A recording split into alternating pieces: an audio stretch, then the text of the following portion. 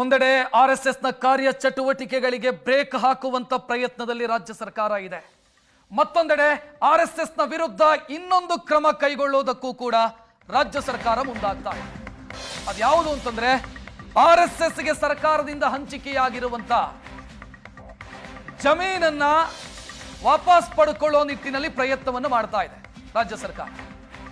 RSS ವಿರುದ್ಧ ಮತ್ತೊಂದು ಹೋರಾಟಕ್ಕೆ ಸಜ್ಜಾಯ್ತಾ? ಆರ್ಎಸ್ಎಸ್ ಸಂಬಂಧಿಸಿದಂತ ಸಂಸ್ಥೆಗಳ ಲ್ಯಾಂಡ್ ಆಡಿಟ್ ಮಾಡ್ತಾ ಇದ್ದಾರೆ, ಮಾಡೋದಕ್ಕೆ ಹೊರಟಿದ್ದಾರೆ. ಅರ್ಧಕ್ಕೆ ನಿಂತಿದ್ದಂತ ಲ್ಯಾಂಡ್ ಆಡಿಟ್ ಮಾಡೋದಕ್ಕೆ ಪ್ರಿಯಾಂಕ್ ಖರ್ಗೆಗೆ ಕಾಂಗ್ರೆಸ್ ನಾಯಕರು ಸಲಹೆ ಕೊಟ್ಟಿದ್ದಾರೆ. ಲ್ಯಾಂಡ್ ಆಡಿಟ್ ಅಂತಂದ್ರೆ ಮಿತ ದರದಲ್ಲಿ ಜಮೀನನ್ನೇನು ಕೊಡಲಾಗಿರುತ್ತೆ ಸಂಘ ಸಂಸ್ಥೆಗಳಿಗೆ ಸರ್ಕಾರದಿಂದ, ಯಾವ ಉದ್ದೇಶಕ್ಕಾಗಿ ಜಮೀನನ್ನ ಪಡ್ಕೊಂಡಿದ್ದಾರೋ ಆ ಉದ್ದೇಶವನ್ನ ಫುಲ್ಫಿಲ್ ಮಾಡಲಾಗಿದೆಯಾ, ಆ ಉದ್ದೇಶ ಈಡೇರಿದೆಯಾ, ಇಲ್ಲ ಅಂತಾದ್ರೆ ಆ ಲ್ಯಾಂಡ್ ಅನ್ನ ಸರ್ಕಾರ ವಾಪಸ್ ಪಡ್ಕೊಳ್ಳೋದಕ್ಕೆ ಕಾನೂನು ಪ್ರಕಾರ ಅವಕಾಶ ಇದೆ. ಸೊ ಅದರ ಬಗ್ಗೆ ಈಗ ಪರಿಶೀಲನೆಯನ್ನು ಮಾಡಲಾಗ್ತಾ ಇದೆ. ದೇವನಹಳ್ಳಿಯ ಚಾಣಕ್ಯ ಯೂನಿವರ್ಸಿಟಿಗೆ ಕೊಟ್ಟಿರುವಂತ ಭೂಮಿಯ ಬಗ್ಗೆಯೂ ಕೂಡ ಕಾಂಗ್ರೆಸ್ ನಾಯಕರು ಸಲಹೆಯನ್ನ ಕೊಟ್ಟಿದ್ದಾರೆ, ಲ್ಯಾಂಡ್ ಆಡಿಟ್ ಮಾಡಬೇಕು. ಬಿಜೆಪಿ ಸರ್ಕಾರದ ಅವಧಿಯಲ್ಲಿ ಭೂಮಿ ಹಂಚಿಕೆಯಾಗಿತ್ತು ಆರ್ಎಸ್ಎಸ್ ಮತ್ತದರ ಸಂಘ ಸಂಸ್ಥೆಗಳು ಅಥವಾ ಅಂಗ ಸಂಸ್ಥೆಗಳಿಗೆ. ಆ ಭೂಮಿಯನ್ನ ರಿಕ್ವೆಸ್ಟ್ ಮಾಡಿದಂತ ಉದ್ದೇಶಕ್ಕೆ ಆ ಭೂಮಿ ಬಳಕೆಯಾಗ್ತಾ ಇದೆಯಾ ಇಲ್ವಾ ಅನ್ನೋದನ್ನ ಲ್ಯಾಂಡ್ ಆಡಿಟ್ ಮಾಡೋದಕ್ಕೆ ಈಗ ರಾಜ್ಯ ಸರ್ಕಾರ ಮುಂದಾಗುವಂತ ಮುನ್ಸೂಚನೆ ಕಾಣ್ತಾ ಇದೆ. ಕಾಂಗ್ರೆಸ್ ನಾಯಕರು ಇದರ ಬಗ್ಗೆ ಯೋಚನೆಯನ್ನು ಮಾಡ್ತಾ ಇದ್ದಾರೆ. ಹೆಚ್ಚಿನ ಡೀಟೇಲ್ ನೀಡೋದಕ್ಕೆ ನಮ್ಮ ಪ್ರತಿನಿಧಿ ಮಾರುತೇಶ್ ಫೋನ್ ಸಂಪರ್ಕದಲ್ಲಿ. ಮಾರುತೇಶ್, ಲ್ಯಾಂಡ್ ಆಡಿಟ್ ಮಾಡೋದಕ್ಕೆ ಸಹಜವಾಗಿ ಸರ್ಕಾರಕ್ಕೆ ಅವಕಾಶ ಇದೆ ಮಿತ ದರದಲ್ಲಿ ಕೊಟ್ಟಿರುವಂತ ಭೂಮಿ ಅನ್ನೋ ಕಾರಣಕ್ಕಾಗಿ. ಆದ್ರೆ ಪ್ರಶ್ನೆ ಇರೋದು ಆರ್ಎಸ್ಎಸ್ ಗಷ್ಟೇ ಸೀಮಿತವಾಗಿ ಲ್ಯಾಂಡ್ ಆಡಿಟ್ ಮಾಡ್ತಾರಾ? ರಕ್ಷಿತ್, ಈಗ ಸರ್ಕಾರದ ಉದ್ದೇಶ ಇರುವಂತದ್ದೇ RSS ಅನ್ನ ಟಾರ್ಗೆಟ್ ಮಾಡಿರೋದು. ಆದ್ರೆ ಎಲ್ಲಿಯೂ ಕೂಡ RSS ಅನ್ನುವಂಥದ್ದನ್ನ ಹೆಸರು ಹೇಳದೆ ಈಗ ನಿರ್ಬಂಧ ವಿಧಿಸುವಂತ ಪ್ರಯತ್ನವನ್ನ ಸರ್ಕಾರ ಮೊದಲ ಹಂತದಲ್ಲಿ ಮಾಡಿಯಾಗಿದೆ. ಅದು ಕ್ಯಾಬಿನೆಟ್ ಅಲ್ಲಿ ತೀರ್ಮಾನ ಆಗಿದೆ.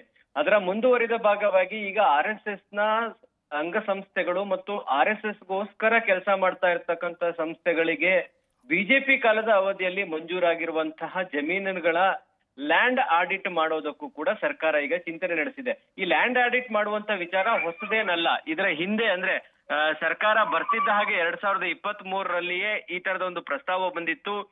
ಬೆಂಗಳೂರಿನ ಹೊರವಲಯದಲ್ಲಿ ಒಂದು ಜಮೀನನ್ನ ವಾಪಸ್ ಪಡೆಯುವಂತ ತೀರ್ಮಾನವನ್ನು ಕೂಡ ತೆಗೆದುಕೊಳ್ಳಲಾಗಿತ್ತು.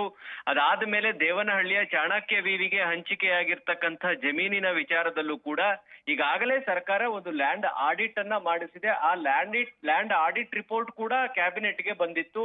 ಅಂತಿಮವಾಗಿ ಕ್ಯಾಬಿನೆಟ್ ಆ ತೀರ್ಮಾನವನ್ನ ಏನು ಅನ್ನೋದ್ರ ಬಗ್ಗೆ ಇನ್ನೂ ತೆಗೆದುಕೊಂಡಿರ್ಲಿಲ್ಲ. ಈಗ ಅದರ ಮುಂದುವರಿದ ಭಾಗವಾಗಿ RSS ನ ವಿರುದ್ಧ ಸರ್ಕಾರ ಈಗ ಒಂದು ರೀತಿ ಹೋರಾಟವನ್ನ ಏನು ಶುರು ಮಾಡಿದೆ. ಅದರ ಮುಂದುವರಿದ ಭಾಗವಾಗಿ ಈ ಬೆಳವಣಿಗೆಗಳೆಲ್ಲ ನಡೀತಾ ಇದೆ. ಈಗಾಗಲೇ ಪ್ರಿಯಾಂಕ್ ಖರ್ಗೆಗೆ ಹಲವು ಕಾಂಗ್ರೆಸ್ ನಾಯಕರು ಸಲಹೆ ಕೊಟ್ಟಿದ್ದಾರೆ. ಈ ವಿಚಾರ ಮೊದಲೇ ಬಂದಿತ್ತು, ಆದ್ರೆ ಅದನ್ನ ಮುಂದುವರಿಸುವಂತ ತೀರ್ಮಾನವನ್ನ ಸರ್ಕಾರ ತೆಗೆದುಕೊಂಡಿರ್ಲಿಲ್ಲ.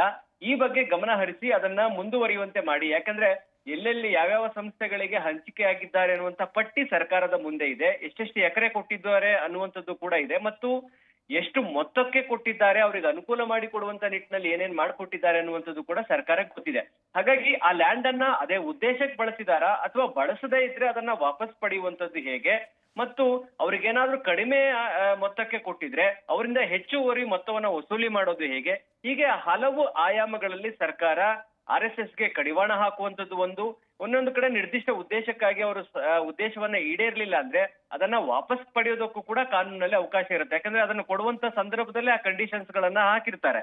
ಆ ಹಿನ್ನೆಲೆಯಲ್ಲಿ ಈಗ ಸರ್ಕಾರ ಮತ್ತೊಂದು ಹೆಜ್ಜೆ RSS ನ ವಿರುದ್ಧ ಹೋರಾಟದಲ್ಲಿ ಇಟ್ಟಿದೆ ಅಂತ ಕಾಣಿಸ್ತಾ ಇದೆ.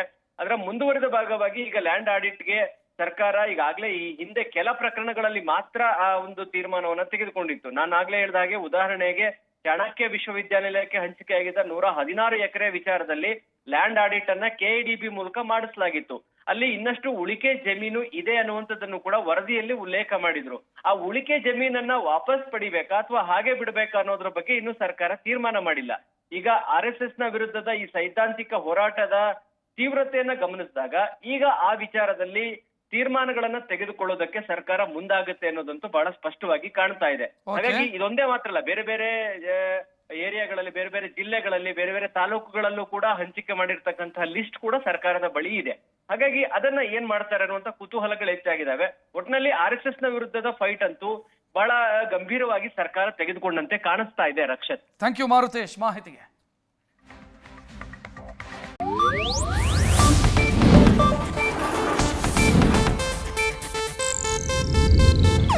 ಇದು ಏಷ್ಯಾನೆಟ್ ನ್ಯೂಸ್ ನೆಟ್ವರ್ಕ್ ಪ್ರಸ್ತುತಿ.